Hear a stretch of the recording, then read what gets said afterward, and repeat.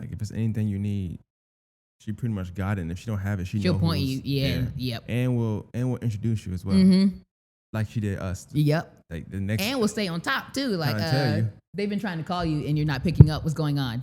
You're like, oh my. And the plug don't play. Shout out to Cameron. All right. Let's start. Mic check. Morning Masters podcast. I was made of course. Across me, I got this very, very, very special guest. I got Miss Brandi Wallace. How you doing? Good. How are you? I'm doing amazing. I'm doing great. So I know you don't necessarily do social media too heavy, right? So I do appreciate you for taking time to come on the podcast. Like I told you off air, my goal is to try to still paint that picture of Augusta, but just using now this year, I want to use like rare things and rare people, rare entities that we talk about. So I'm from a city, so I'm usually in the city like stuff. Farming is definitely not up my alley, right? But it's interesting to me, none the least, because I like to paint a picture of what Augusta is, or you know that is more than just the Masters, and that farming is a part of it. Oh so, yeah. Even though I know people are like, they don't know a lot of farming, but it's a lot of them. Even just talking to you off air, it's clearly a community of farmers that I just didn't know existed. It's a huge community. I thought it was just you. I'm gonna be honest. No, right? Let's start farmers there. and homesteaders. Okay. So even folks that you don't think have chickens and gardens in the back, they got it. It's back there. Gotcha. So, how I normally start the podcast off, and I want to keep it the same way. Just want to know about you first for a little bit. So, just kind of tell me like, what you born and raised here? Where you from? What's your upbringing like? Like, let's talk about that for a second. Okay. So I was not born and raised here. I've actually been in Hepzibah now for like almost 8 years. Okay. But I'm Virginian. So coming from Virginia, we looked in a whole bunch of different areas to purchase land. It wasn't going to happen in Virginia, Maryland, none of that. I mean, I probably could have got like something the size of my back pocket for $100,000. It was not going to happen. So my husband was like, hey, there's a little spot out here. I think we can make it work. None of our family is here, but I said, you know what? I really want this. Let's buy some land. Let's make it work. We did, and our family came with us. Wow. Okay. So y'all bought land here, and that's how y'all kind of came to Augusta. Yeah. It wasn't just it was the best retirement city, so y'all came here. No. It wasn't the research y'all done. It was just we actually did no research. Land? We did no research. I didn't know nothing about the school system. Didn't know anything about where we're going to get a job, if we were going to get a job, or if we were going to do strictly farming. I just knew in my dream, I saw myself owning a whole bunch of land. So it's time to make it happen. In your dream. So as a child, you knew that. Oh yeah. So all right. So let's get to the upbringing part a little bit before I ask that question. So siblings, parents, like tell me what that's like. You the oldest, youngest. So now check this out, right? My mother, psychologist, right? Okay. My father is in the Navy. Neither one of them are the type to ever get dirty, want to get dirty. Now, we lived in the country. We lived on acreage. However, it was just a big house on a whole bunch of land. No animals, no crops. But all my friends around me had it. So I knew I wanted it. My favorite book growing up was Charlotte's Web. Oh, wow. At the time, I must have read that book a million times. I mean, I could have recited word for word. It was Bible to me back then. So as the years went on, I did FFA. Maybe that's Future Farmers of America. Okay, I'm about to ask, but a lot of folks don't know what that is. It's Future Farmers of America. Okay. Mm-hmm. So support your local FFA in your zone school because that's a really great program. But anyway, so when I got my taste of FFA, I knew that's it. This is the route that I want to go. How I was going to get there, I did not know. So my parents being very educated, PhD, master's degrees, all that, you're going to go to college. Put this farming stuff down. You're going to go to college. You need to do something. You need to be bringing in at least 6 figures. Stop playing. We're not doing that. So I went to college. Even though my dream was still in my heart, it was still in the back of my mind. I knew what I wanted to do, but I went to college anyway. Found a dude there at college, told him, hey, I want to let you know right now, I want to be a farmer one day. Everyone hit the giggle, okay. Okay, she's weird. Yeah, whatever. Years go by. Oh, I'm sorry, leaving out my little sister. Genius of a child. Never had any interest in animals. All she wants to do is study and become the best that she can be in whatever field she's in, which she found herself becoming a civil engineer. So she's still in Virginia. Nope, she moved to North Carolina. She's in North Carolina doing her whole engineer thing, married an agronomist that's a soil scientist. Agronomist. Agronomist, yep. I'm going to spell it the best way I can. I'm sorry? I'm going to spell it the best way I can. Okay. Agronomist. Just going to pronounce it out. Well, they're doing, doing it big their way. They're into all that stuff, books and whatnot. And I love it. However, I knew farming was for me. So as life goes on, me and the husband were pumping out kids, money's getting tight. Pumping out kids is but crazy. I still want to farm. So, I have chickens in the backyard. At one point, I had rabbits and pigs in the house. I gutted out a closet and house trained a pig. So we even had animals in places we weren't supposed to have it. We did a stint in the military. I am now on post. You couldn't even have a certain breed of dog on post, but I was still a farmer on post. Yup, breaking all the rules. Farming is life. So when money started getting better and we were able to purchase land, I had at that time 1 acre of land. And I remember I told the universe, I'm going to do my best to turn this 1 acre into a farm to prove to you I can do it. And if I can do it, give me my big farm. Give me my big farm. I know I can do it. And I did. So we are in a neighborhood at this time on 1 acre of land. This is a neighborhood where if I'm standing on my porch, I can literally fart and hit the neighbor's door. So they're like hot dog strips of 1 acre property. On this property, I had chickens, goats, a cow, ducks, pigs, and a garden on 1 acre. So how are you finding these animals? And how are you getting them? Like, are you going to PetSmart? You find them outside? I go underground because they're cheaper. They're really cheap. So a lot of times folks think, I need thousands of dollars to get a cow. I've never bought a cow more than $50. Wow. A whole cow. A whole cow. How much milk costs? How much does milk cost? Yeah. I don't know. You haven't bought milk in a long time. I'm going to squeeze it off a goat. Oh, wow. I'm not going to buy no milk from the store. I'm going to squeeze it off a goat. When's the last time you bought groceries? Oh, no, I do go grocery shopping. Okay. I love a brew every now and then. I like junk food, and I like cookies, cakes, candies. Okay. So I'm always at the grocery store, but you'll never see my cart with healthy stuff. But as far as meat, no, I'm not purchasing meat from the store because we're growing our own meat. Veggies, I'm not going to lie. I don't like vegetables. So even if I grow it, I'm not going to eat it. And I'm not going to buy it in the store unless I'm fronting for something. Like if I want to go to a party and I take a vegetable tray. Okay, got you. That's really about it. That makes sense. But I still do grocery shop because it's not 1800s.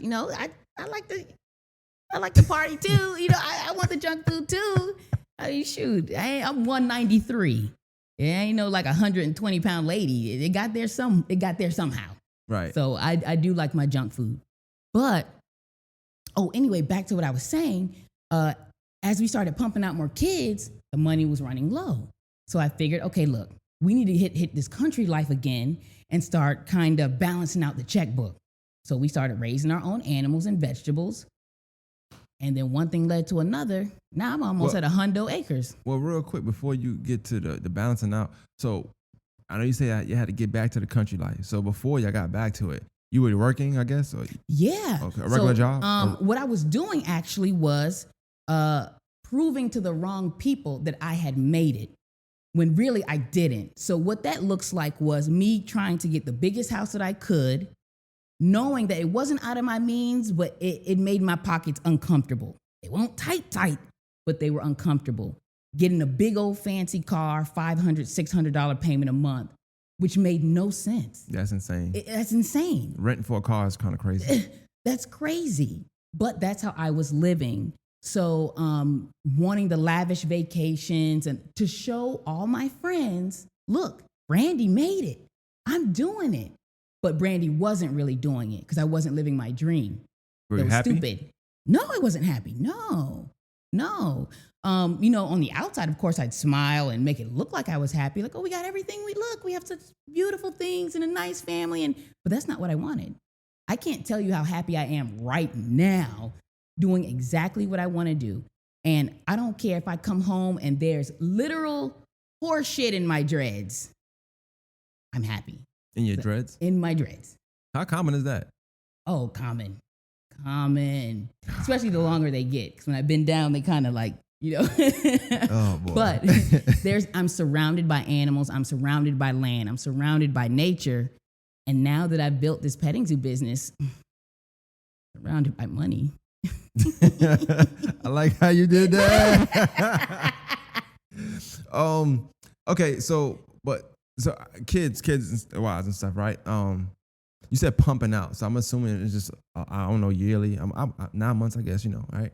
How many kids? But like, at what point did you say, okay, I'm gonna stop with the kids for a minute. I'm gonna go ahead and take care of these animals, or get to the animals. Like, at what point did you make that decision? After kid number 3, so I had them back to back, bang, bang, bang. Kid number 3, okay. I was very young. I got my tubes tied when I was 21. So put that in perspective. Okay. I was very young, and back then you couldn't get your tubes tied unless you had a certain amount of children. I can't remember the other reason why, but either way, I hit the limit. Oh, because it was America? Right. I hit the limit. The doctor was like, okay, that's enough little Negro children. Go ahead and tie it up. That's so overpopulating? Yes. Which my husband at the time was not happy about it. He wanted one more. I just couldn't do it. My body couldn't take it. It was stressful. Money was getting tighter and tighter and tighter. I mean, 3 kids by 21. I can see I had my first one at 21. I was kind of stressed out just for them 9 months. So I can imagine you from whatever time you started to 21. I don't know that I commend you. I should give you an award just for doing that and making give the kids an award. They survived because everybody won. Wild. But tell me a little about Virginia, because I know I spoke. Like in Virginia, you said it was small, 1 acre. Was it in the rural section? Was it in the city section? Oh, suburbia.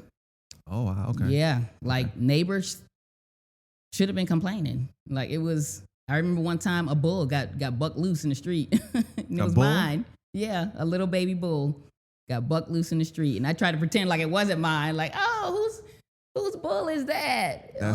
Everybody was like, Brandi, it's yours. Everybody knows it's you. So, all right, walk me through you getting your first animal and why. Like your first, I'm going to say pet. I'm saying animal. I don't know the wrong word. I don't know. I don't know the stuff. I don't know the verbiage. Don't kill me, FFA, please. But what's that like? You purchasing your first animal or pet, or however you looked at it? I don't know. So my first livestock pet. Of course, puppies, cats, they don't count. No. Families have countless dogs and cats. That doesn't count. My first livestock was a pig. So I told my husband I really wanted this animal. He always laughed it off. No. Don't do that. You can't do that. We can't have that. He goes out of town. The universe sends this sweet lady down the street with a pig in a blanket, literal pig in a blanket. And she's just screaming out, $100. I have a pig, $100. Immediately. I didn't have to think twice. I didn't call nobody and ask permission, because I don't ask permission. I just say I'm sorry at the end. Ran in the house. I scraped up every dollar I could find from everyone. I'm talking busting kitty banks and everything. I'm going to get this pig. So get the pig, set Piggy up in the bathroom. My husband comes home from his business trip. I believe it was my middle child, my girl. She says, Daddy, go look in the bathroom. After I sat there and told them, do not tell your father there's a pig in the bathroom. Let's give it time. Do not tell him. What happens? Of course, she tells him. He goes and he sees the pig in the bathroom. He's like, get rid of it, get rid of it, get rid of it. No, I've never been that type of person. You can't really tell me what to do. I mean, unless, the cuffs are on me and that's it. I'm going to push the limit. I'm just curious. You got to tell me the year. When your birthday? 8385. Oh, you're a Leo. Yeah. Makes sense. Yeah. Okay. Let's start there. All right. My mom's a Leo, so Leo good people. I definitely can't be told what to do. You can't tell me what to do. I'm sorry. I mean, I'm going to be respectful as much as I can about it, but if I really want to do something, I'm going to figure out a way. But you said 85. Yeah. You made it seem like you keep saying how you're speaking. You making it seem like you grew up in the 70s or something like that. Really? Because how you saying like, well back then. So I was thinking that, but Yeah, we kind of, we cool. We in the same, we good. Yeah. Okay, so cool. Okay. But I there was feel- still a back then. definitely it's- 85 was 80s is a tough decade. Just 5 years to that decade is kind of I got a kid in the Army. I'm grown. yeah, definitely. I'm Yeah. grown. Shout out to her for being in the Army too. Him. Okay. I said her like you said you had 3 girls, right? I got a boy, but that girl, Tough. ooh, it's like having 3 boys. She's tough. I like but in that, a good though. way. She's a good feminine tough. She's strong. I wonder where she get that from. I don't not me. So, but Virginia. So you didn't live in the city of Virginia, like No. just kind of just roll. But I would travel and work in DC. Okay. That was a beast in itself. And folks that are from the DMV area know I was gonna what ask you that's that. like. Okay, DMV. I know I'm gonna sound crazy, right? I've seen it for years on Twitter. They always talk about it. What is the D for DC, and then the M for Maryland, and the V is for Virginia? Yes. Okay. So what happened was in Virginia, your wages are not going to be nowhere as good as they are in DC. However, the cost of living in DC is so crazy, you can't swing it there. So what happens is a lot of people from Virginia would literally drive an hour and a half each way to work. Wow. Yeah, wow is right. Just to work in DC to bring that pay home. I want to say back then I was doing security at like those government buildings, and it was $30 an hour. Whew. Where in Virginia, you're not getting that type of money, but that commute was terrible. I just think it's ironic that you were doing security, but you couldn't keep your bull. I know. Your No, baby bull is bull. a whole nother beast.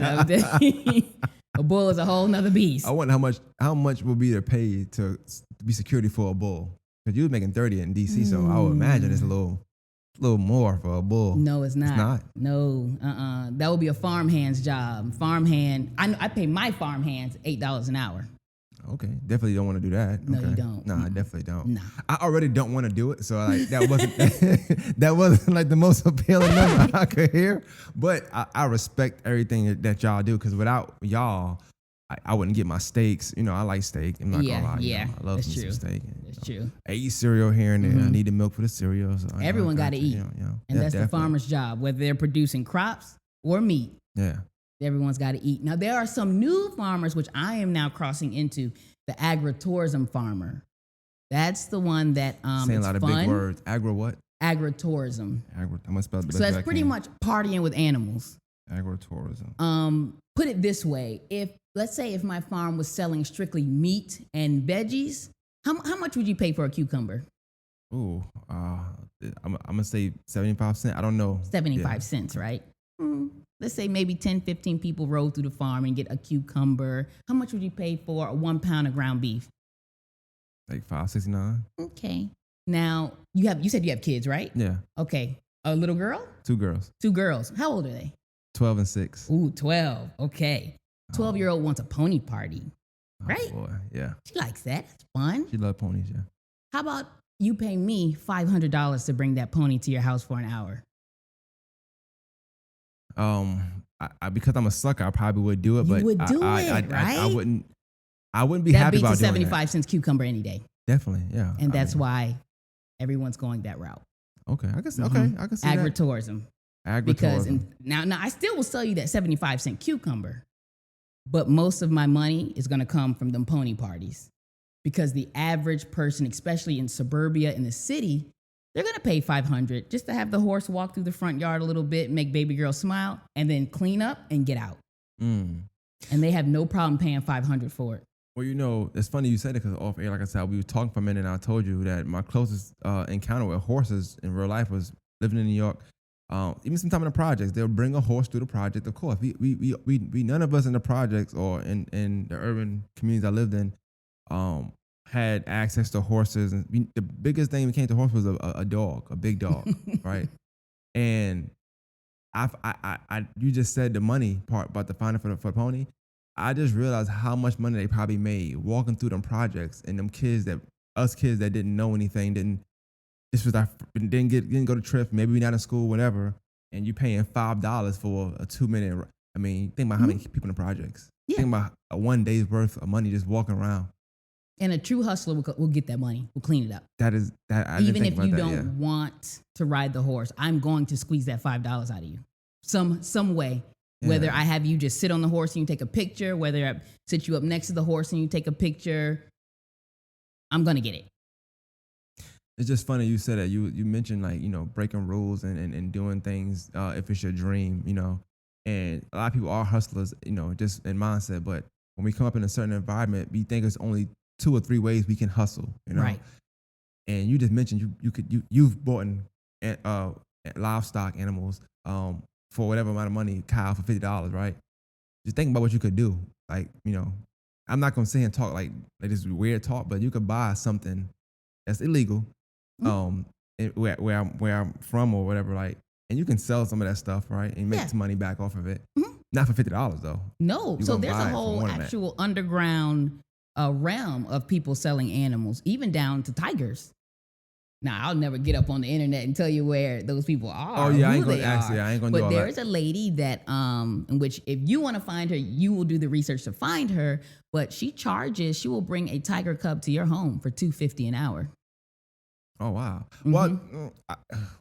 Yeah, and don't act like you wouldn't do it. Yeah, I do like tigers though. I'm not when I give them a handshake, but I like to watch them. Like when I watch Discovery. And a tiger cub, that's like a little thick puppy. Who wouldn't? Definitely. I know I've done it. I haven't done it here, but I had an opportunity to do it in another state, and I fell in love with that thing. So all right, so I want to get off that part. So I want to get to something else, but I know you said you went to school. What school did you go to? I started at Norfolk State University. Okay, stay Got home. pregnant. Quit. Party life. What? Party life. And I was fine. What? Pop pregnant. I quit. So I finished up through Strayer. Okay. Yep, Strayer University. I got my bachelor's through Strayer University and master's. What is it in? The first one is Crim Just. Oh, me too. Master. Okay. Yeah, and you know what? I hate to say it. I picked it like, that was going to be the easier one. Me too. And it was not easy. Definitely wasn't. And then had the nerve when I got out. I was like, I'm going to be a cop. Couldn't even, you had the cop test. You got to pull that dummy. How about my hernia fell out? Pulling that stupid dummy. I said, this is not the job for me. And then my master's is in public administration. Okay, cool. That's it's just ironic that you went to school for one thing, but it seemed like you just well versed in something totally different, right? Because I really was trying to please others with both degrees. So I should have went ag, but because I was in my still trying to please other phase, that's how that happened. Talk about that for a second, like being a young black woman, like what about pleasing others made you think that you needed to do that or wanted to do that rather? I don't know if I wanted to do it, but I think a certain safety comes from pleasing others in a way. But you're harming yourself. You're really harming your own mental. But as long as everyone else is around you happy, then, it's like, okay, well, everyone else is happy. I've done my job. But I had to sit back and say, wait a minute. My job, it's not my job to make all these people happy. My job is to make me happy. Now, as long as I'm not hurting anyone or doing anything crazy, abusive, I don't see nothing wrong with trying to make yourself happy. I don't see nothing wrong with it because once you're happy, then your light will shine on others. And if they don't like your light on them, go find another light. I'm cool with it. Find your people and be happy around the people you're supposed to be with. For instance, I'm a farmer all day, every day. It's very rare you're gonna see me in heels, with my hair nice and laid, and never with makeup on. That's not me, and I don't even feel comfortable around those environments. But when I'm with my farmer friends and homestead friends, smiling from here to here. I mean, you're past teeth. You're seeing bone in the smile because that's just who I am, and that's where I feel comfortable. So, you mentioned being around farmers, and I know we talked a little off air about it too. Is the farmers community? Is it like that with everybody? Like, do y'all? I'm saying y'all just because I hate to group y'all, but y'all farmers. FFA, don't kill me. But do y'all like to rather be with each other versus? Yeah. I don't want to say y'all irregular, but the regular world, like, Yeah. Everyone has their groups. Everyone has their cliques. society. That's just how it works. Yeah. You feel more comfortable with the people that you can relate to the most. So if I sit here and tell you you're not a farmer, if I say, oh man, this morning I got up and the biggest, my Belgian, kicked out the stable door and he was loose in the pasture and I had to run him down and I slipped in the biggest cow shit and fell and hurt my back, you're going to be looking at me like, ugh. But my farmer friend knows exactly what I'm going through because he or she has done that. So they're like, oh my God. Yeah. So I can relate better. That I can makes relate. sense. And then I can also ask questions. Hey, I just had a goat deliver twins and she has severe diarrhea. I checked her. She doesn't have worms. I don't know what's going on. Help me out. Can you give me any advice? Oh, yeah. I've had that before. Go down to Tractor Supply and get this juice. Squirt this juice down her throat. She'll be good to go. That's my people. That's my people. I gotta ask, animals use the bathroom a lot, don't they? A lot. Yeah. That's what it's kind of giving right now. It's kind of giving. They take a lot of Yeah. number twos and A lot. Mhm. and that you seem to have your run in with that as well. Like, Yes. I can tell you So well actually, versed in this that. morning I had a guy come and get a truck full of horse doo-doo for his garden. He had to pay. He had to pay for it. No, I don't charge. Mm-mm. Not for. No, it's not helping for me that. out. Get it out of here because I have too much. Got you. I do have to ask this question because you mentioned it. Like I said, I didn't want to ask it, but think about the non-farmers that's going to watch this. When you bought your first, and you had the guinea pig, and you kind of snuck them in the house, and then boom, everything happened. So obviously, it was okay. How does that affect the house? Like when you have animals? Oh, it in stinks. The house is toe up. Hey, I love how blunt you are. Don't ever eat at my house. I'm gonna tell you that right now. If you invite me to your barbecue, I'm bringing the brews and the plates. Gotcha. I'm not bringing, unless a farmer friend invites me to their house, because all of us are usually about the same. If you open my fridge in my kitchen right now, you may see animal medicine in there, penicillin for different types of animals, along with human food. And so to an outsider, that may be like, ugh. Now here's where it gets even grosser. If you look at my slaughter fridge, one in the garage and one on the deck, you may open that bad boy and there's full heads in there. Okay, let's stop right there real quick. What's a slaughter fridge? I need to know what that is. The name sounds enticing. A slaughter fridge. I heard a slaughter gang. You know 21 Savage? Yeah. That song, I do like that one. Yeah, I heard of him. I don't know what slaughter fridge. It's no relation to him though. So what happens usually? My folk will have a separate fridge for any type of slaughtering that they're going to keep for their family, whether they've gone hunting and just put the carcass in the fridge to get to it later. I tan my own hides. So if I do drop a cow off at the processor, I'm going to ask for the hide. That's all the skin. And it comes folded like a gigantic blanket, but it needs to be kept cool until I'm ready to tan the hide. Mm-hmm. So I'll put it in my slaughter fridge. Okay. So if I do have a guest come over and they open the main fridge, it's okay. But if they open my slaughter fridge, they might throw up. Yeah, I got you. It's all interesting to me. I'm telling you, I love it. Every time I go, don't worry about it. It's just it's me. Cool. But I like to hear this stuff because this is slaughter fridge. Okay. Yeah. So I make good money, so I would assume it's to be expensive because we just got one fridge in my house, so I can imagine having another one. It was expensive. I worked at a slaughter fridge is not expensive. No, it's just a regular fridge that I've either got off Craigslist or down at Sam's Club. But that's just where all the animals that have been slaughtered or any animals that have game that have been hunted goes in that one. Got you. What about hunting? How do farmers feel about that? Are y'all okay with it? Not okay with it? Now at my farm, I can't speak for everyone, but a good chunk of us, we hate predators. They eat your money. So for instance, I had sheep give birth, a whole bunch of little babies. Coyotes came through and shredded them. That was my money. Where was this at? This was in Virginia? No, my farm's down the street. All right. Maybe sure I'm hearing you saying correctly. So you're telling me that in Augusta, Georgia, right, there are coyotes out here. And bobcats. No, come on. This be for real. And bobcats. My good friend, who's also a farmer, he sent me, hey, I saw a bobcat on the way on the trail cam going to your place. Don't worry, I got it. Now, I'm not going to say who that is because that may or may not be legal. But these animals, so if I know, let's say if I'm doing... the animals that shred your product. Got you. A bobcat will come through and kill many animals at one time. Now, let's say if I have a baby goat yoga party, I'm expected to show up with at least 15 baby goats. But if the night prior, Mr. Bobcat comes through and cut everybody's head off, that's my product. I have nothing to bring to the party. I have to call and say, I have to cut you a refund check. I have no animals. So most farmers don't like predators. I don't actually know a farmer that does. So I'm sorry, I know I'm off top, but you really telling me there are bobcats and coyotes in Augusta, There Georgia? are bobcats, coyotes, weasels, raccoons. Why? Now raccoons, I can see, and I see animals here and there, deer, the regular stuff. I've seen coyotes on YouTube, Lion King. That's probably about it. Bobcat, I know the basketball team, and I probably seen it on YouTube as well. I never. So you've seen in Augusta, Georgia. Now, Seen and heard.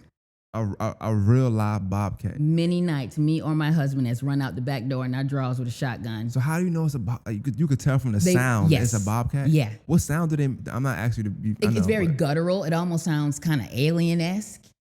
Wow. I don't want to scream it into this microphone thing, but it's kind of, I can't even make the noise. It just sounds so weird. But when you hear it, you know it. Something's not right. A fucking bobcat. Yeah. A bobcat. Yeah. Mm-hmm. So sometimes when we see these things on the loose, y'all done knew this for 3 to 4 days already. Y'all done seen this bear and all of our friends stuff. are tracking it because we have trail cams in the woods. So y'all need a page. My friend will call and say, hey, I just seen so-and-so animal at coordinate blah, blah, blah, blah, and it looks like it's headed to your farm. All right, cool, I'm on the lookout. There are actually teams you can hire in Augusta that will camp out at your farm all night and clean up whatever problem you have. Clean up whatever problem you have. So if what coyotes if I got a are problem, shredding but it's it, not a farm. I'm just blaming that. like what? You want to kill a human? That's a hitman, and I don't know where to find that. I don't have no problems. That is insane to know that. Though. That is crazy. Just camping out in front of the farm. Yeah. Yes. Oh, and God. I mean, it's a pretty penny too. If you have a serious problem with predators on your farm, to call these teams out, you're paying. See, when I was saying hunting, I was actually talking about humans, like humans hunting, and that lets me know that it's also. I'm not thinking that it's also another form of hunting because you have other animals that have to eat and survive, and they eat other animals. I just didn't think we had a bobcat and coyote problem in Augusta, Georgia. I always see them in Africa. I'm just being honest with you. I'm not being funny. I'm just being honest with you.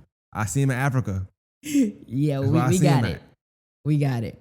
Augusta, and Georgia. If you have, and the crazy thing is with these predators, once they clip a few animals, they're gonna keep coming back until they clean you out. Until that farm is bald headed. Get out of here. So you gotta handle it, or you just lost all that money. That is as exciting as it is. It's still scary. It's very scary, and I have night visions and thermal scopes on my weapons. And when I tell you, when we're sitting out there trying to see what's affecting the farm, and you see them two little eyes come across. Y'all really just live in your own world. That is insane. No. Like, not insane like y'all, but I mean like just the thought of it. Like, I think it's rough that I might have to take a gun in my car to walk from the gas pump to pump my gas and come back. I think that's crazy, but I get it. But y'all are really out there Tom Clancy style, like with your night vision goggles on at the porch and looking for a set of eyeballs. Yeah. That is. Yo, I like it. I don't want to do it, but I like it though. It's actually more people than you think that actually do it. Wow. There's way more people that, I mean, it's just not really openly discussed. But yeah, it's a big thing, and it's not even just a white thing. Many black hunt clubs around here, and they go through and they're hunting. There's many. I think y'all need your own movie, like. Like that's just because you're not in that world. If you're in that world, you would not be saying that. Yeah, but I think art imitates life. I just would like to see a movie about farming. I mean, not just that part, of course, but that's I like that part. But just to see y'all in action, because we look at farming as boring, as no action. But you telling me all this action-packed stuff. There's a lot of action. I don't want to deal with it. Don't get me wrong. I don't want to be fighting no bobcat or coyote. I don't want to see one ever in life besides you two. But the idea that, because we close to where animals at right now anyway, the idea that maybe any given day I can probably see one. Not that I would, but see one cross the street. Yeah. Because they got loose, or because maybe they ran from y'all. Because y'all. Yeah. Or and when the developers chop down hundreds of acres of trees to put up a neighborhood, all them animals, they're coming out. Wow. That is. And I'm really wild. Like sometimes I say wild. I'm not gonna lie. Sometimes I say wild because I don't know what next question I want to ask next. I know what I want to ask. I don't want to leave this. I don't want to leave this. I don't want to. Like this is the most action I've gotten all day. And I watched a basketball game. So think about that. Wow. Okay. So I want to talk about you moving to Augusta, right? So tell me some of the differences of Augusta and where you're from. What other cities you lived in? Because you lived in Virginia. I did a stint in Fort Sill, Oklahoma, because we were military at one time. Okay. And that's about. I was in Jordan for a year overseas. Okay. Mm-hmm. Now, Oklahoma, I don't know why. Maybe because OK is in the name. I don't know. Lahoma. I know so many country stuff. You break it down, but I can see that being a farming place and just full of farming life. And they allow exotic animals, so that's really cool. Like South Carolina. South Carolina allows exotic animals. So my friends in South Carolina, they could have monkeys, they have alligators, they have all the things that I cannot have here without proper licensing, which I am working on. It just takes a long time. They have all these cool animals, and it's just so fun. This is on a tangent because you said exotic animals. Did you watch that documentary on Netflix about that guy that had the exotic? The Joe Exotic, of Joe course. Exotic, that's his name. I've been to his compound. I love Joe Exotic. I'm Team Joe Exotic all the way. Okay. I have his books, his paraphernalia. I'm Team Joe Exotic. And I don't care what no one has to say about it. Free my nigga Joe. Oh, God. I asked when you said exotic animals, that first thing came to mind was that documentary. Yeah. And then I started thinking about all the exciting stuff I was seeing there. I'm like, okay, well, we think farming, but all that is kind of the same, right? Yeah. He's that's agritourism. So is it a difference between, like, I guess, farming, zookeeping? Is that like something different or? Only in the type of animal. Okay. And the licensing. So with farming, depending on what you're selling, like let's say if you're selling organic produce, there is someone that comes from Georgia Organics to test your soil to make sure it's organic. Okay. Now, if you're doing a zoo, that is a whole different license. That's a whole different ball game. But the lifestyle is kind of still one and the same. It's very the same. Okay. You're checking stuff daily. You're not taking vacations. You're locked in. You are like in prison with those animals. You can't leave them. But y'all love it. So like, it's not prison to y'all. It's like y'all home. It's not prison. Now, there are some days when I'm like, you know what? Man, forget all this mess. I'm just sell it all. That's it. We're gonna go overseas with the money we make and relax. But those days are very few in between. And that means that I must have been frustrated. I woke up in a bad mood. The kids getting on my nerves. I'm hungry. It's raining. The animals ain't acting right. Customers are yelling at me. It was just a bad day. But on a good day, it's heaven. I can't even believe I wake up and look around. I can't believe this is my life. I can't believe it. It's fun. I'm not trying to get in your pockets, but you said earlier about making $30 an hour doing security. Mm-hmm. In Augusta, that would be like a top-notch job, obviously, mm-hmm. and pay. But it seems like you probably make more now. Yeah, way more. Wow. Way more. I'm like 1 year away from pulling my husband away from his government job, working for the farm. Just a second ago, you said overseas. Why overseas? Why not Florida or I don't know? Why not have the farm in Florida? No, you said that some days you want to just pack everything up, sell everything, and go overseas. But why overseas? Why live overseas? Why? My money would stretch longer. Okay. Yeah. You did your research on this. You kind of know. You kind of know your next steps. I guess. Yeah. Okay. You better watch out. You might have a bad day. Just sell everything. But yeah, I know I asked earlier. So tell me about the difference, like in Virginia, Oklahoma, and then Augusta. Well, honestly, it's hard to compare. In Virginia, I was broke with 3 very small children. Here in Georgia, I'm not broke, and all my kids are of driving age. That's a big difference. Okay. So back then, it's a lot of my responsibility checklist was so long. I had to make sure the kids had something to eat. I'm cooking, I'm cleaning, I'm changing diapers. One kid may get pink eye. It was just hectic. But now they cook for themselves. They're driving. last night, my son came and picked me up from my dad's house because I had a little bit too much to drink. Like, bring mommy home because I want to sleep in my bed, but yeah, I was drinking with grandpa, so come get me. And that's a whole different lifestyle. I'm a whole different Brandi. Brandi in Virginia, ooh, short-tempered. I mean, it was stress. Brandi in Georgia, there's not much you can do to get me upset because I'll just walk away and do whatever I want to do. Makes sense. Yo, but you're gonna do what you want to do. You said that anyway. Yeah. So as it pertains to the farming in Augusta, like, so obviously I told you, I thought that you were kind of the only farmer out here, right? But it's a whole community. Yeah. What are some things you learned? 'Cause I'm assuming you still continue learning. So what are some things you learned by congregating with your other fellow farmers? So I learned everything from, why are my vegetables not growing as big, as pretty as yours? Oh, well, all you gotta do is do this. Put it here. Push this crop closer to the shade. Turn this one to the north. Oh, thanks. Got some hydroponic farmers. I never even thought to do hydroponic farming. Oh, you don't even need soil. Throw the plant in the water and the roots will drink it from the water. You don't even need soil. It works. I have some folks that do aeroponic towers. I love those things. I bought my sister one as a gift. So just learning how other people do different things when it comes to hunting. Every time I'm trying to cut open the body, the chest part, I'm having a hard time, and I'm having to like put some elbow grease. Oh, no. Just snip this little tendon right here. It all falls open. It's just a matter of perfecting your craft as the years go on. So things that were hard to me back in the day, they're no longer hard to me. And then now I'm finding different folks in different cultures saying, oh, if the flies are on the horse's legs, rub the horse with this and it should go away. And I mean, it's learning every day, but I love it. I can't get enough of it.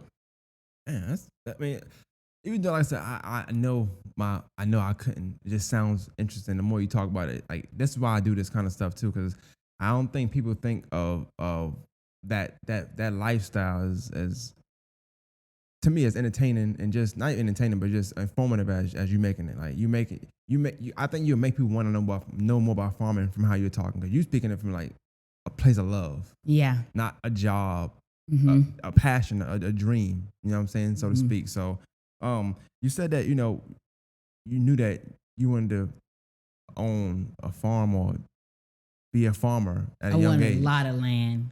I wanted to be able to walk out naked in the backyard if I want to.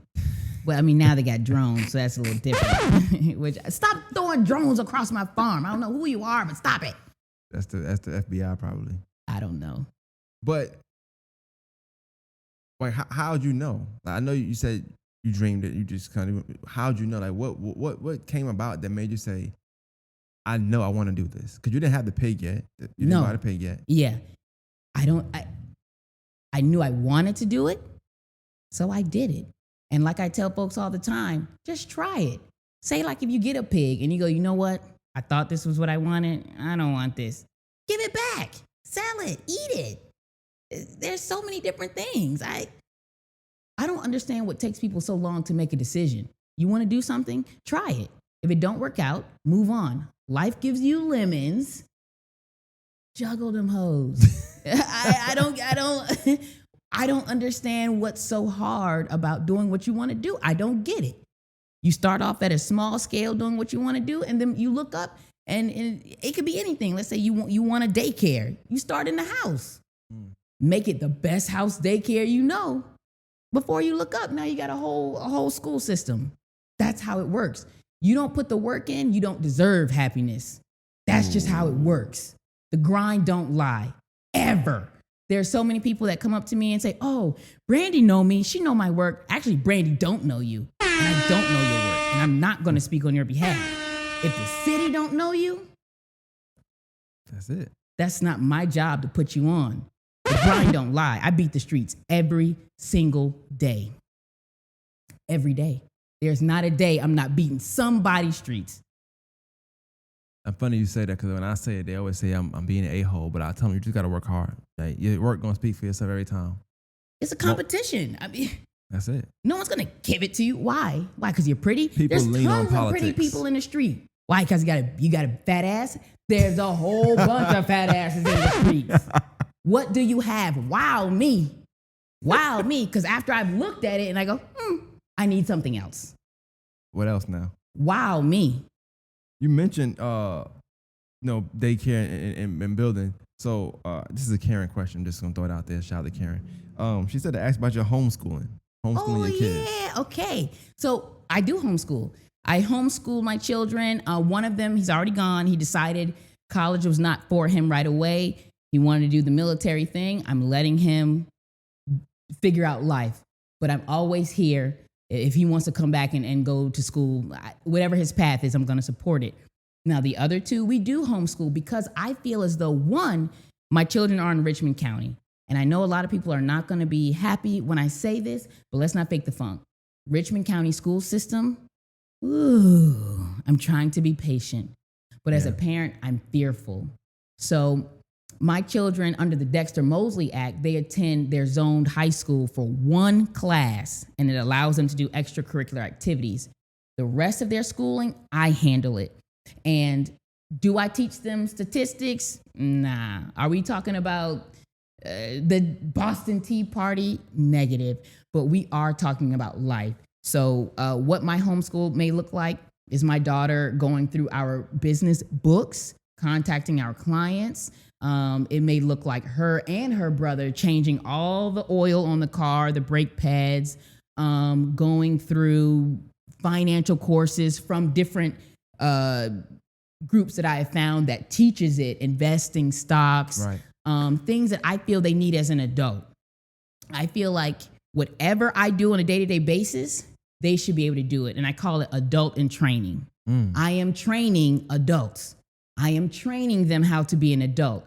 I don't expect them to spend 8 hours a day or however long it is in high school learning, I hate to say this, crap, and then hit 17, they're having sex, making babies, and then grow up and be an adult. That doesn't make sense to me. It doesn't make sense to me. So I teach the children now, hey, look, this is what it's like to be an adult, and you're going to apprentice with me being an adult until you're ready to fly. And now, if you fail or falter, I'm always here. And I'm going to try my best to make sure my pockets are okay, where I can fix anything other than like murder and, the big stuff. But I truly believe that our children need to be in adult and training programs at all times. I hate to see like a 17-year-old male and he doesn't know more than, he knows nothing. Yeah, I'm not opposed to anything you said. Honestly, like I know that the common thing would be to pose that because it's not what people are prone to and grew up on. But I do think that, for one, I'm not from here, but I'm from here, and going to school in New York and then going to school down here was definitely totally different. And I'm not dissing Richmond County per se, but they know that they got work to do, a lot of work to do. But I will say this: I didn't do nothing new in school ever when I moved down here. I honestly, as my grandma, well, she passed away, but I'll use my books from 8th and 7th grade to get by high school here. My own notes from my old teachers. Like I never did homework at home. Always did at school because I knew this stuff already. So I thought about, dang, how far behind people may be sometimes, because if I learned all this stuff before, I came down here in 10th grade. I did 10th, 11th, 12th, didn't learn nothing new. 3 years, nothing new. I stunted my own growth. Yeah. So when I got to college, I was lazy. I didn't have to do nothing. So I'm like, what is this? Like, well, I got to study for. I wasn't used to it no more. So I get what you're saying on that. And I do think on the flip side, let's just say if that's going to happen, right? Because if it's going to be a situation where the education is not going to be adequate, at least no life. At least no life. Like, at least if your kids wanted to, like, hey, I want to work at this auto shop for a little while. They can. There's certain things they can do because you're ready. I want to go bookkeep for somebody. There's certain things they can do because they already got that adult in training. So I'm not opposed to that. Actually, I like that idea. Probably need more of that. Well, what I tell folks is, even if you cannot pull your student out of school altogether, teach them on your off time. And you actually have more time than you think. Because if you come home and you can scroll on TikTok until that little lady comes up that says, hey, you've been scrolling for a long time.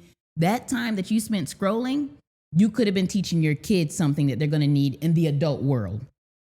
So it's really, and no one said it was going to be fun. No one said it's going to be easy, but it's all your fault. A lot of times we get a lot of children that want to come and volunteer at the farm, and I'll give them basic instructions.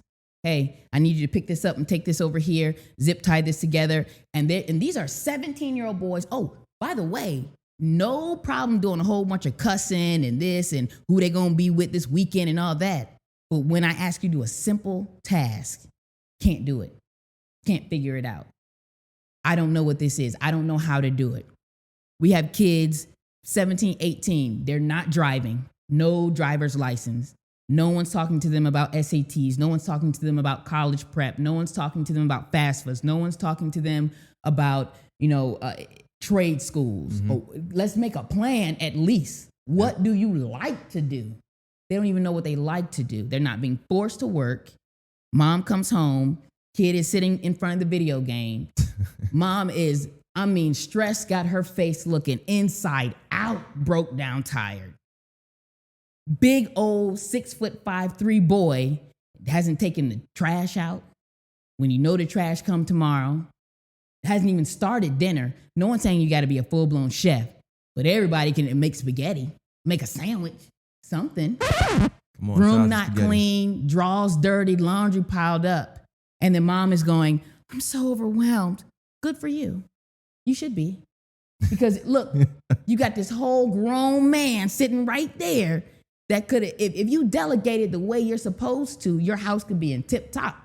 Yeah. Get yourself together. Period. I can agree with that. And I don't look at that parenting and this in the same, but it kind of got a lot of similar ways in leaderships, whether you manage or whatever.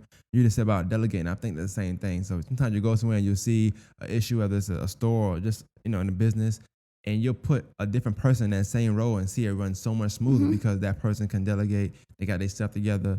They know how to delegate the right way and work to the strength, see what they somebody good at and not good at. I think that the parent, I feel like the parent, you do the same thing, but I feel like sometimes you have to own that. If your kid's lazy, you train your child to be an adult, you can tell your adult in training, hey, when I get home at 6 o'clock, dinner better be on the stove. But if you're not doing your job in training, then you're getting what you put in. I would imagine kids coming up under farmers, they get trained a little bit earlier because they see it earlier too.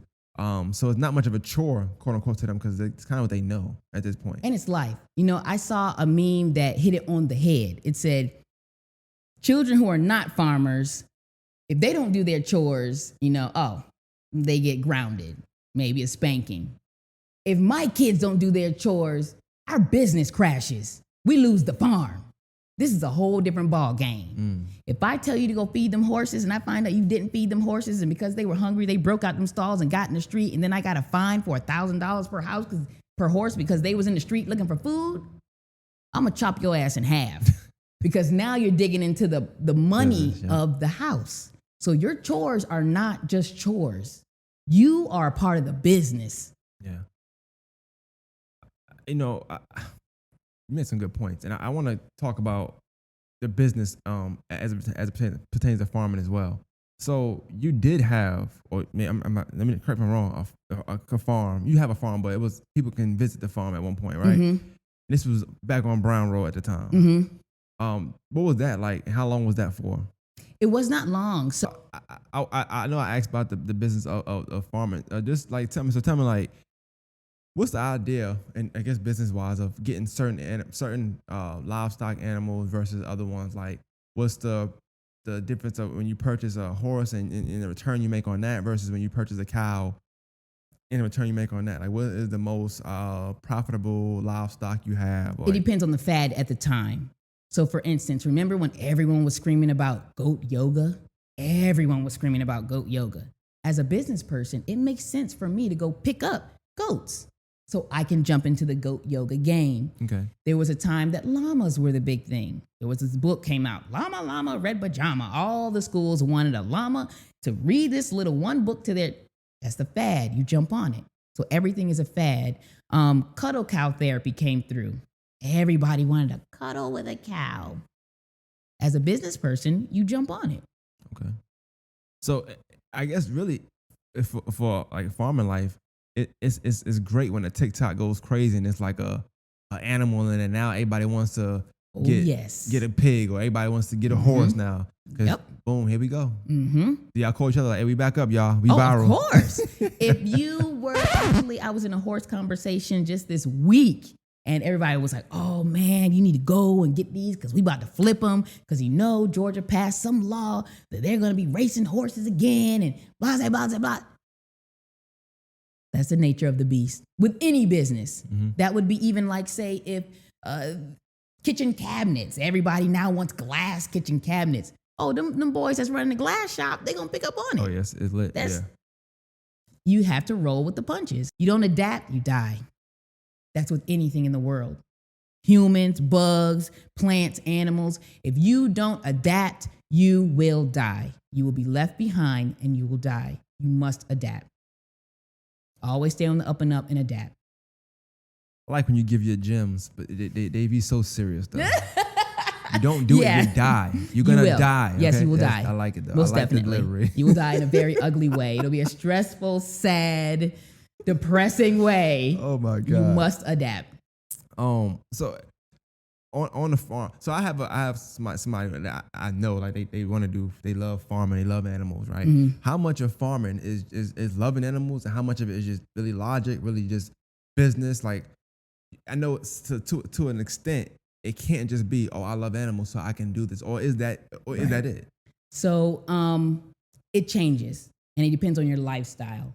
So right now, because things are kind of easy for me, we have enough money to cover everything that we have and can still have fun. I love them. This is fun. I play with them because it's fun. But when there are times we make big business moves, and I'm like, oh crap, this money got to be made back in the next month, or we're in trouble. It is not fun. I switch on to that business mode, and I mean, we putting animals on the block. Like, get up, get up, get up. Let's go on the block. We're making this money back. So it depends. Got you. Now, I tell people all the time, especially folks that come off the street and say, I want to work the petting zoo. I love animals. This is not the job for you. This is not the job for you, and I'm going to tell you why. The average person that comes to the petting zoo, they don't really know animal life. So a lot of times they're holding the animals wrong, and you can even try to coach them to do it right, and the animals end up getting stressed and sometimes even hurt. Now, I've even had cases where a child will come up and, I mean, just cold cock an animal. And I'm sitting there like, who is this child's mother? And the mother will sit there and say, yeah, you better get him out because he's going to kill it. You're not going to reprimand your own child. You're going to let your child kill an animal? Yeah. Now, when the child turns 16 and it's human on human, oh, I don't know what happened. He's showing you the signs right now. There's anger and rage in that child. If that child deliberately picks up a little baby duck or a chick, and we have this happen numerous times, snap the neck of that animal and laugh, and you laugh and think it's okay? You got bigger problems there. And there we go. At that point, it's deep rooted. So a lot of people that say they love animals, they love to be with the animals when there's no customers involved. But when the customers are there, and I'm telling them, hey, that animal's full, he doesn't want anything to eat, but the child is still shoving bread down the animal's mouth. No, he's not full. And now I have to put my hands on your child to remove them, because either that animal is going to attack your child, or your child's going to kill my product, and I know you're not going to give me the money for the animal. So now we're in a whole different bind. Just do your job as a parent. And the folks that say they love animals and want to work the petting zoo, just know that it's not just about animals. Really, it's about the petting zoo is about the most vicious animal there is, humans. It's controlling humans. The animal is going to be chill. Can you control the human? That's the question. And so a lot of folks that come to the petting zoo saying they want to work it realize they're not too cool with controlling the human. So then they quit or they back off. But really, it has nothing to do with the animals. It's always the human. See, and I asked that because, like I said, I know that, and it's easy to say, well, I want to do this because I got 5 animals. I know I love animals, right? But, I mean, 5 is probably very small to the amount of animals you have, right? And especially when you think about, you might have just 20 horses. You might have 16 cows. You might have all this other stuff. And I think the mindset is, well, I like this, but you may not like the business side of it. You may not like making certain decisions on animals. Because at the end of the day, we are entertainment. Nobody wants to come to a petting zoo to be bored. Everyone's looking for that Facebook shot, that little money shot, so they can put on Instagram or what have you. Oh, look, holding a baby sheep. Oh, look at me. Everybody wants that. So you have to know how to entertain, and you have to know how to wrangle humans. There are times where, say, if we have baby cows out, they only get 1 bottle of milk in the morning and 1 in the afternoon. I've had parents fight over that bottle. And now this is a big bottle. Everyone should be able to get a shot feeding this cow, at least a line of parents. And I will have a parent say, no, we're not sharing anything. I paid my money to get in. He's going to feed him the whole thing. Wow. Just now we're here. Yeah. Now we're here.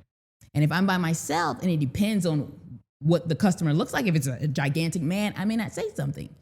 But if I have my security there, my husband, I'm going to say something. I'm going to call him over, and it's going to get sorted out.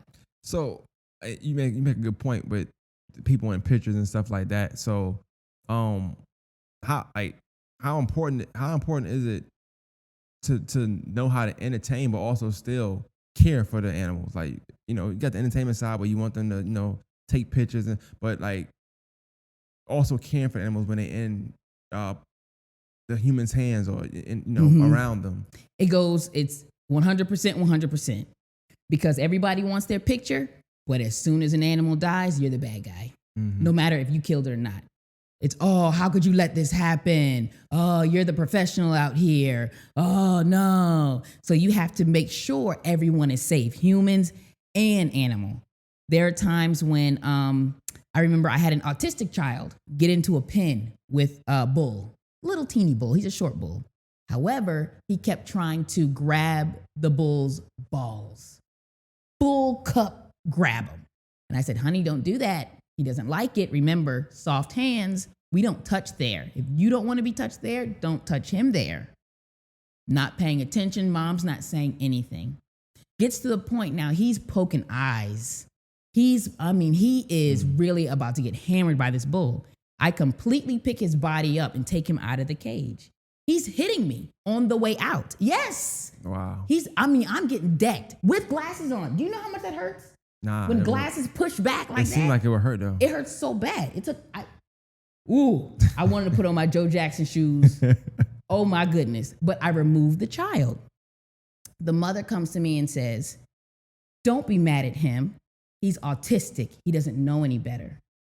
Now, I turned to the cow and said, the cow's name is Sammy. I said, Sammy, he's autistic. Don't kick him. Come on, man. See, does that make sense? You have to use some type of sense. Right. The animal doesn't understand.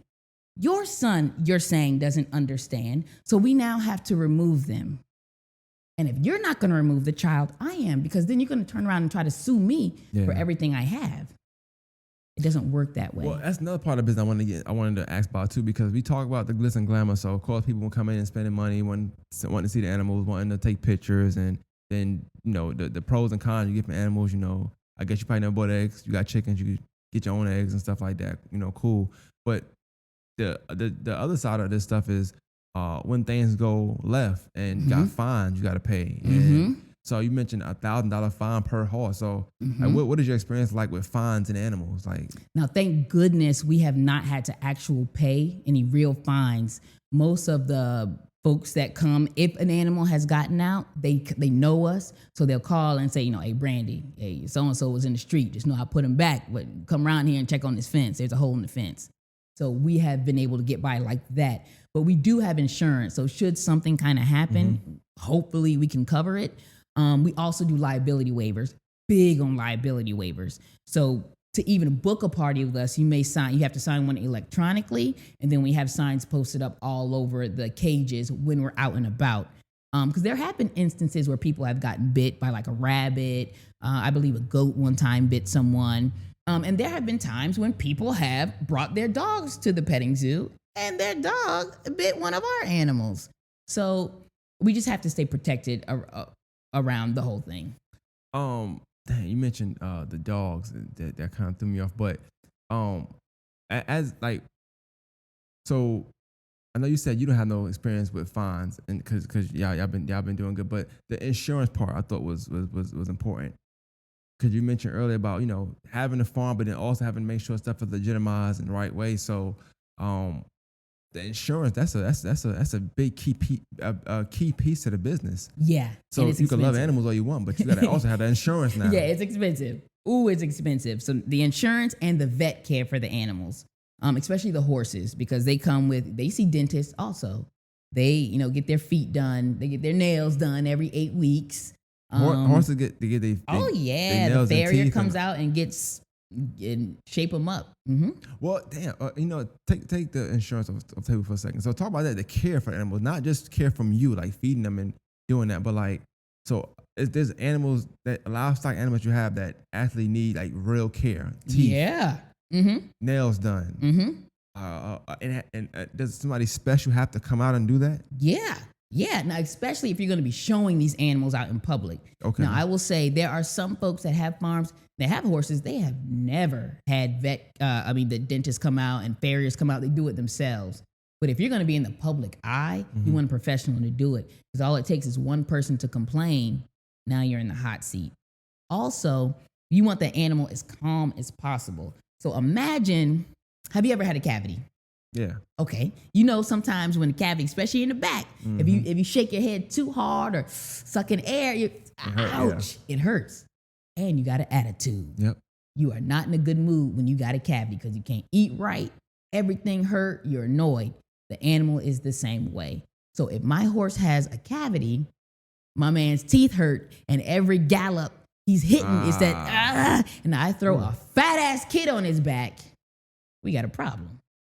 He's going to have an attitude out of this world, and he may even buck the child off. See, I'm learning something new here, even with just animals in its own, with the fact that they're not human, but we all got similar things. So they have toothaches as well. I would never known that. Mm-hmm. Toothaches, stomach aches, diarrhea. You said they always Sometimes animals come out pregnant. They're just not in the mood. It's not in the mood. Pumping out babies. Mm-hmm. It's they have the same attitudes we have. And there are some that just have an attitude. There are some that are really sweet, and some that are just attitudey all the time.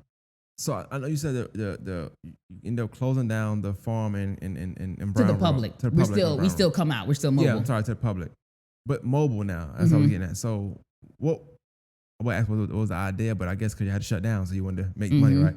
But how's that going? And like, what kind of services y'all offer? Like, tell me about that business. What it's called? Like, what is that? So it's Wallace Farm Petting Zoo, and the website is Wallace's. That's with the S on Wallace. WALLACES farmga.com.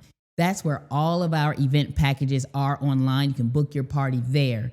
We have small packages for little teeny kids who just want maybe some ducks, chickens, bunnies. You can step it up, get another one with all the birds, a pig, and some goats. You can step it up, throw a cow in. You can do the whole festival shebang. I'm talking about all the ponies, all the cows, donkeys, everything we got, we'll bring it out. So it's up to you and how much you want to spend, how much space you have, how much do you even want to enjoy with it?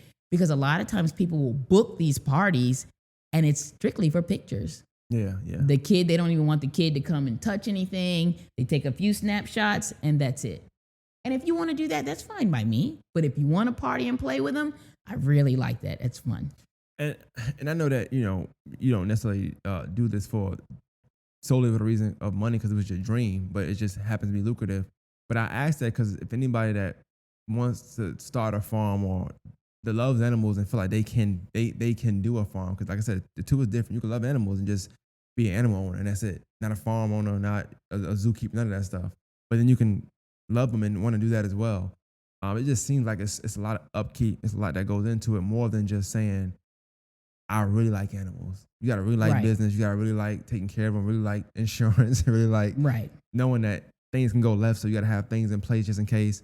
It seems like it takes a lot of knowledge also to run this. No. So all you need is a few YouTube videos to kind of get you started. You'll figure it out. If you can take care of yourself, you can take care of an animal. You know that you need to eat. You know you need something to drink. You know every now and then you may need to take a bath.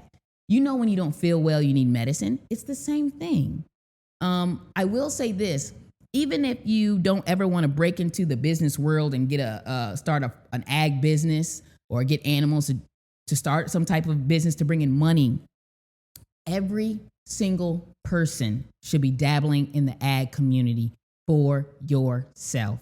It does not make sense for a person not to know how to grow their own food, not to know how to, let's say, even if you wanted 1 or 2 chickens in the backyard to get your own organic, healthy eggs a week. If you got 2 chickens, that's 2 eggs a day. By the end of the week, that should be really all that. How many eggs do you really eat a week unless you like baking cakes? So I tell everyone, learn how to feed yourself. The fact that you are a grown-up in today's world, and we all know everyone's like, oh no, the world's ending. How are you going to feed yourself? How are you going to feed? Because don't say, this is what people say all the time. Oh, I know if the world ends, I'm going to Brandi's house. I'm going to tell you one thing, you better come with a skill. Either you're going to be sitting at the table with me eating, or you're going to be on the table, because I'll never turn away protein. Oh, wow. However, everyone needs to have a skill. You need to learn how to feed yourself. It doesn't make sense not to even grow even a tomato.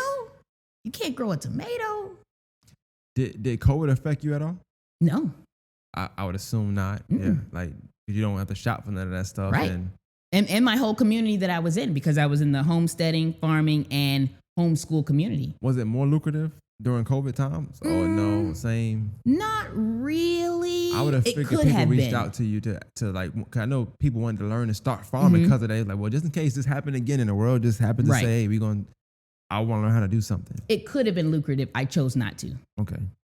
I mean, ain't nothing wrong with that. You know, you got enough on your plate as it is. I'm not gonna lie. The only one of the things about the farming that we spoke about, just with you animals and stuff, is just the number 2. It seems like you run into a lot of shit all day. That don't seem too pleasing, right?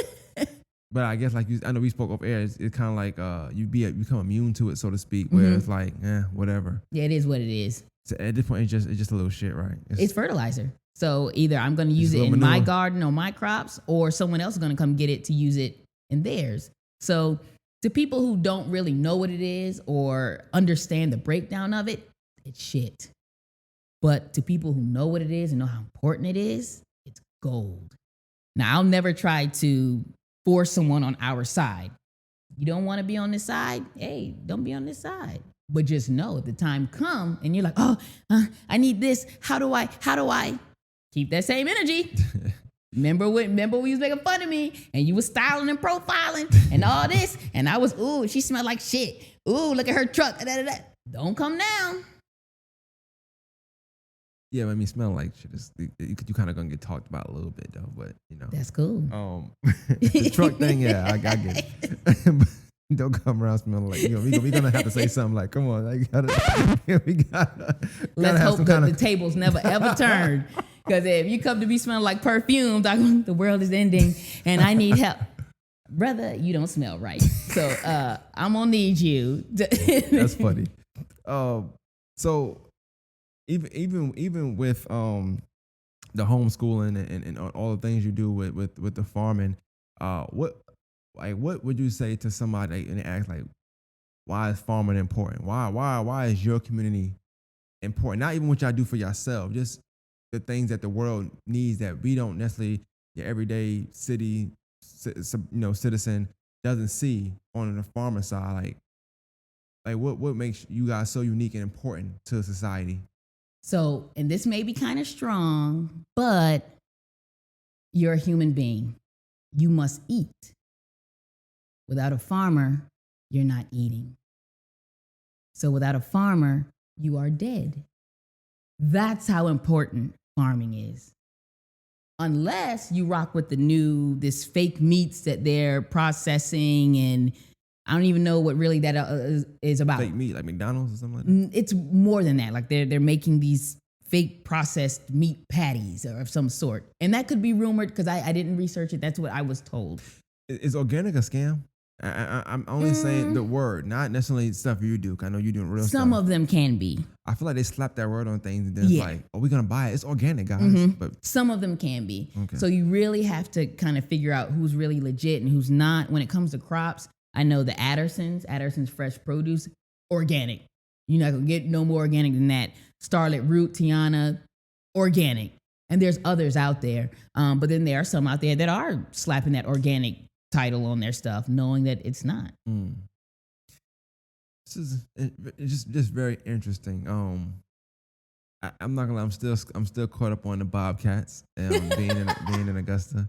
I'm just not. I don't feel safe. I'll just be honest with you. I don't really feel safe knowing that like 10 miles down the road it could be a Bobcat down there. I really thought. I always wondered that, like, where these animals come from. I mean, like I said, deer. You'll see some in the daytime here and there. Like for me at least, every now and then. I do like seeing them at nighttime, just not in the street. I like when I see them in herds. Like, oh, okay, that's cute, but I'm gonna drive by. I'm not stopping.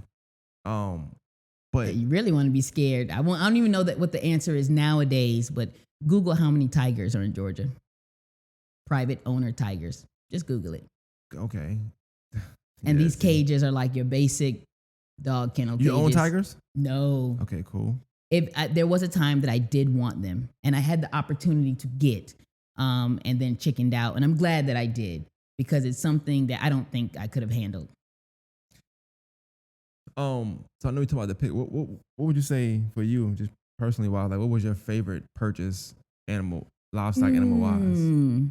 I didn't purchase her, but it was given to me as a gift. My mother gave me a goat as a gift, and she's my favorite goat. I mean, her name is Mama. Me and Mama roll everywhere together. She jumps in my truck. She rides in the seat. She doesn't use the bathroom in the truck. If I'm eating, like if I stop at McDonald's and get a Big Mac combo, Mama gets one too.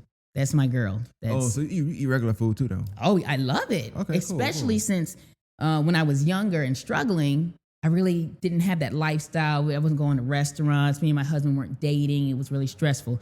Now that things are better, me and him, we're like dating again. It's so fun. I'm trying all these different restaurants and food trucks, and I'm loving it. So what about when y'all go to restaurants? Like, do you dress up then, or you No, You'll probably see me in the same thing every single day, unless my husband is like, all right, come on, please, give me something. And I said, okay, fine. Does he farm it or like? I know he did military, but he farm or he No, he did not. He did it because I wanted to, and he's much stronger than me. So there are times that I'd say, oh man, I can you help me? I can't lift this up. I can't do this. And then the animals grew on him. And then he found himself getting into horses and all that. And he loves guns and hunting. So they kind of meshed together. So I guess like if y'all get called as a bobcat, he loved to sit outside and just watch and hunt. Yeah. Okay, I can see that. I can see it being a perfect blend. That makes sense. Yeah. And that's good. You got your own. He's my best friend. Yeah. He's my best friend. So I believe in you know how they say opposites attract? Right. I like that we're kind of similar. I'm not crazy about the opposite attract. I think Yeah, that was me like a last century thing to just make it for people that didn't get along can get along. It's a narrative to me. Yeah. Speaking of narratives, I'm glad I said that. What are some false narratives of farmers that you know of or that you can think of? They make it seem like YouTube, when you see YouTube and you see them cute little setups of farm life and all, and it looks so cute, and everyone has their own little house and it's painted and it has their name on it. Nah, the average farm, there's so much death on the farm. There's so much, things die like this. Before you get there, like, oh, what happened? Oh no. There's so much death on the farm. So that YouTube, the way it looks on YouTube, nah, that's not real. They cleaning up a whole bunch of stuff before they pan that camera over. Now there are some farms that are beautiful. I know a few farms that are beautiful, but they have a full staff. Yeah. They have a full staff cleaning that bad boy up every single day. Your average homesteader farmer, nah, there's going to be a section where they're like, look, don't go over there. Don't take pictures over there. So it's just what it's same with like a house. Yeah. You know, when you see people on TikTok I mean, not TikTok, Facebook. They're taking pictures in the house. Oh, the background look great. Kitchen nice and clean and shiny and all that. Let me see your toilet. No, take me in your master bedroom. Let me see your toilet. Yeah. So it's the same way. Okay. I can see that. And then also just with the view of farmers, like you spoke about a lot of things as far as like adult teaching, adult and training, homeschooling. And I don't know, I'm not gonna say this is like a narrative or whatever, but I do know like in movies and in art that imitate life, whatever, they make it seem like the farmer is like less educated for some reason. Yeah. But you are very educated. Very. Beyond. You got a bachelor's. Like you went. And I read a lot step. of books. I read about 3 books a week. Reading books since Charlotte's Web. Like, now I'm all nonfiction. Like reading some good stuff. I'm not gonna lie. When you mentioned Charlotte's Web, I thought about it. I don't think I paid attention in school about it. Aw, that's such a cute book. It sounds. I mean, I know the title. I just couldn't tell you what it's about. I'm assuming my name is Charlotte, right? Is it a spider? The spider. Web. And she kind of coached Piggy on how to stay alive, because Piggy was gonna be, they were gonna slaughter homeboy, but he was a special pig, so they started showing him, and then she started writing words in her webbing. So the farmer was like, "Whoa, something special is going on here," and it saved Piggy's life. Because Piggy was supposed to be candied bacon. Yeah, but I say he wasn't bacon then. No, because he was winning shows. You get money when you win.